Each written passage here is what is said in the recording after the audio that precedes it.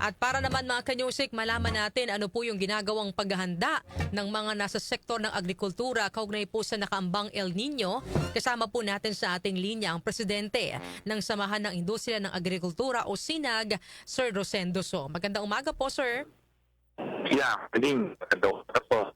Yes. Nag-abiso na po ang Pag-asa na maaari pong maramdaman ang strong El Nino pagsabit po ng Oktubre na magtatagal hanggang sa unang mga buwan ng 2027. Ano po ang nakikita ninyong maaaring magawa po ng gobyerno para pagandaan ito upang hindi naman masyadong maapektuhan yung sektor ng agrikultura? Yeah, so sa guys na doon so sige na siya. Sir, medyo putol-putol po yung linya. Tawagan po namin ko ulit kayo, sir, para po mas maging malinaw po yung ating talakayan.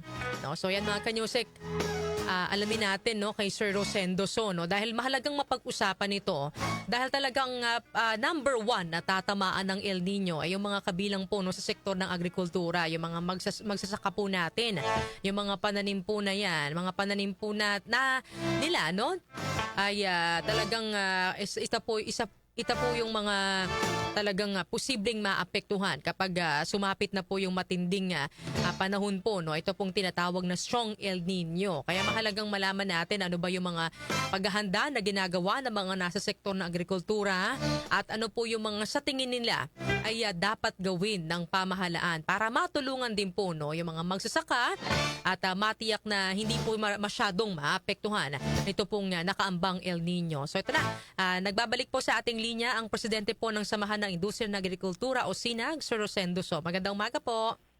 Yeah, morning ulit. Yes, sir. Naputol po tayo. Ang tanong ko po, kasi nag-abiso po yung Pag-asa na maaring maramdaman itong strong El Nino pagsapit po na October na posible pong magtagal hanggang 2027. Ano po yung sa tingin ninyong maaaring magawa ng gobyerno para naman po paghandaan ito at hindi masyadong maapektuhan yung mga nasa sektor ng agrikultura? Yeah, so far naman yung time ng sinasabing severe El Nino is between end of October to November. Ang maganda lang is makakatanim na yung mga magsasaka ngayon ng June and makaharvest ng October. So yung nababanggit na severe na effect ng El Nino, sa tingin naman natin hindi matatamaan itong cropping season nito, no?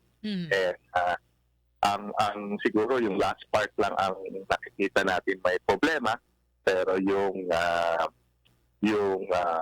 itong cropping season, we think na itong harvest nito is hindi apektado and we are projecting na mas malakas itong harvest season itong taon nito, hopefully than last year.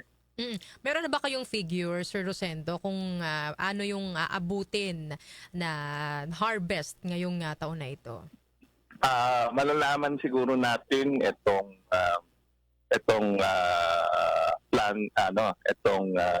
month na ito kung ilan ang planted, no? Kasi ngayon nag-aararo na yung mga magsasaka and yung mga iba magda-direct seeding na lang. Para at least mahabol yung before itong November, para at least hindi maapekto dun sa nababanggit na severe El Nino. Sa usapin po ng El Nino, hindi naman po ito yung first time na nakakaranas po yung bansa ng El Nino. Pero sa tingin niyo po ba, Sir Rosendo, natututo na po tayo, especially the government, in dealing with this phenomenon? Yeah, yung mga farmers, mostly, matalino yung mga magsasaka, nag-adjust natin yung planting season natin, no? Dati kasi May nag-start na tayo na nagkahapon ng mga farm, no? Pero ngayon nag-adjust tayo itong June dahil nag-start na yung rain, no? So tingin naman natin so far is nag-start na yung planting season natin. And we hope na yung suporta na galing sa ating government, yung fertilizer subsidy and yung seeds on time na mabibigay sa ating mga magsasaka. Mayroon daw po na task force El Nino ang DA. Kabilang po ba ang grupong sinag sa stakeholders? So far, yung task force is between DA lang. Tayo naman is, ang private sector is preparing for farmers to plant. No? Kaya nabanggit natin last month na yung projection ng DA, baka mas malaki yung nakikita natin na harvest compared doon sa projection ng Department of Agriculture.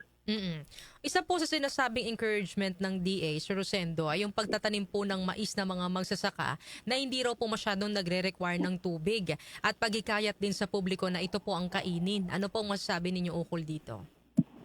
Yeah, siguro by after itong crop ng rice, no, pwedeng pumasok yan by November, yung nababanggit ng DA, dahil wala na masyadong ulan and yung tubig medyo mababawasan. So, pero sa ngayon, ang encouragement namin sa ating mga magsasaka, palay pa rin ang tamnan, hindi naman matatamaan pag ang harvest is before November. Sa ibang usapin naman ako, Sir Rosendo, no? Yung ano po yung response ninyo or feedback po ninyo sa government actions, lalo na po noong kasagsagan ng krisis sa gitnang silangan, nabigyan na po ba ng ayuda yung lahat po ng mga magsasaka? Yeah, yung sa fuel subsidy, hindi pa lahat, no? Malaki pang wala.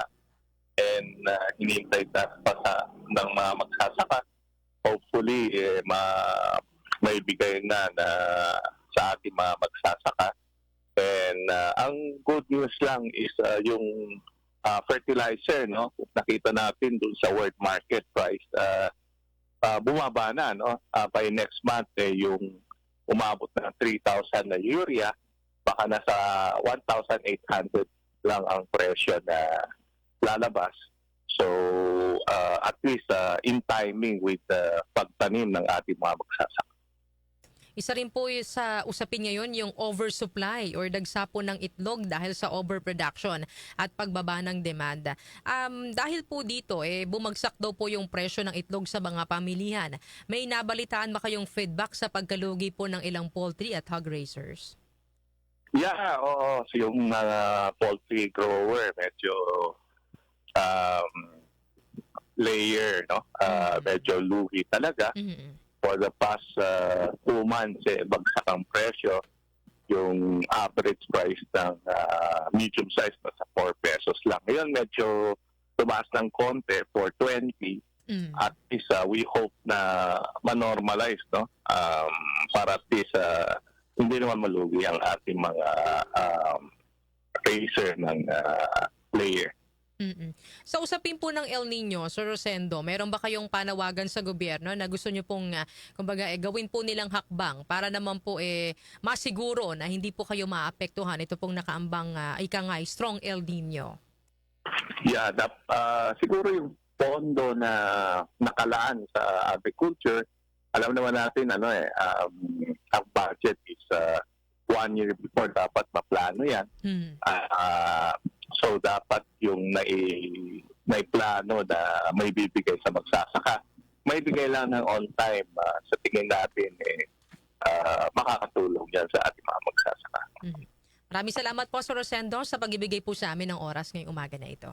Maraming salamat. Yan, nakasama natin mga kanyosek, ang presidente po ng Samahan ng Industriya ng Agrikultura o SINAG, Sir Rosendo So.